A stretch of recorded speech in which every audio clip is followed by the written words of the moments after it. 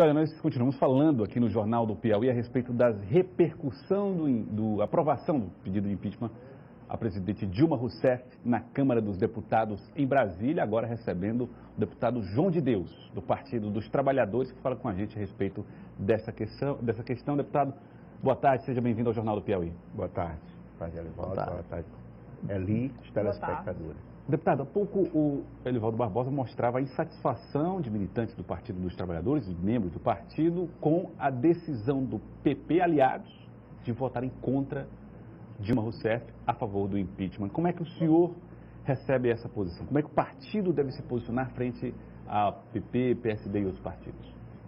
Bom, Joel, eu acho que o partido primeiro deve estar se reunindo a nível nacional para tirar alguns encaminhamentos, até porque esse processo ele não se esgotou na votação de ontem, ele ainda vai tramitar no Senado, conforme já foi publicizado para toda a opinião pública brasileira, e acredito que novas orientações devem chegar a partir de amanhã, não só em função de uma orientação do nosso partido, mas da Frente Brasil Popular, um conjunto de partidos que tem feito todo esse contraponto, mobilizar a sociedade, as organizações sociais, para fazer esse enfrentamento denunciando o impeachment como um golpe. A oposição diz que já tem, inclusive, maioria também no Senado. Pois é, né? Aí vai depender muito da capacidade da população. O Frei Leonardo Boff, ele disse uma expressão muito interessante, foi inclusive revelada no momento, algumas declarações no momento de votação. Ele disse o seguinte: se os pobres soubessem o que está acontecendo, né? E que o que poderá acontecer com eles, seguramente a gente não teria rua suficiente para receber tanta gente. Então nós apostamos nisso, né? Na informação diretamente para o conjunto da população.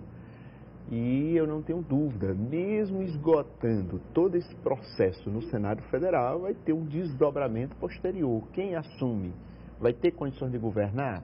Não tem. Qual é o programa de governo que nos espera, que nos aguarda a partir dessa nova configuração?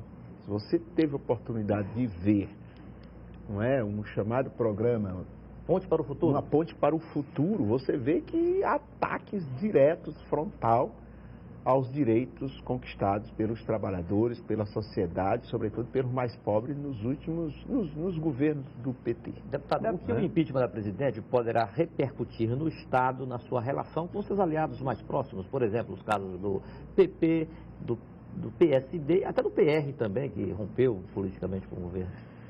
Olha, Elivaldo, nós vamos aguardar a chegada do governador. Na verdade, o governador continua em Brasília. Hoje tive uma conversa com o nosso colega deputado Júlio Arcoverde, também com o Jorgiano, que me procuraram, os dois, para a gente ter uma conversa prévia. E disse: olha, continua tudo normal, vamos aguardar a chegada do governador. Qualquer decisão envolve aí a própria posição do governador. Nós diz que não dá para separar as duas realidades. Pois é, mas depende muito, da avaliação que é feita pelo governador. E eu acho também que nesse momento a gente precisa ter muita tranquilidade para a gente fazer essa avaliação, inclusive não só do ponto de vista do governo, mas também do ponto de vista do partido, levando em consideração não só a luta em relação ao enfrentamento, vamos dizer assim, do combate ao impeachment em si, mas também em relação à composição de governo local, o futuro do governo, enfim. Eu acho que aqui nós temos uma discussão, nós temos uma composição com o PP, com a vice-governadora indicada pelo PP, que é a nossa Margarete Coelho, de forma que é importante a gente poder sentar isso com muita tranquilidade para a gente fazer a avaliação dos prós e contras. Inclusive, acredito que o governador ele deva ter uma posição a partir de amanhã. Hoje ele está em Brasília, continua em Brasília, deve chegar hoje à noite. Amanhã nós vamos poder ter aí novas orientações. Deputado, o senhor acredita que faltou um pouco de articulação política da presidente para chegar até esse ponto de fazer o julgamento, de prosseguir ou não com o impeachment? Poderia ter... Com certeza. Eu acho assim, olha, eu entendo, eu estive avaliando hoje, esses dias, não só, eu acredito que essa busca desse diálogo político, ela teria que ter acontecido logo a partir dessa segunda eleição da presidenta Dilma. Se você observar, a presidenta Dilma, ela fez um primeiro governo e foi considerado bom, tanto é que ela foi reeleita. Se ela foi reeleita é porque o povo gostou do primeiro governo dela.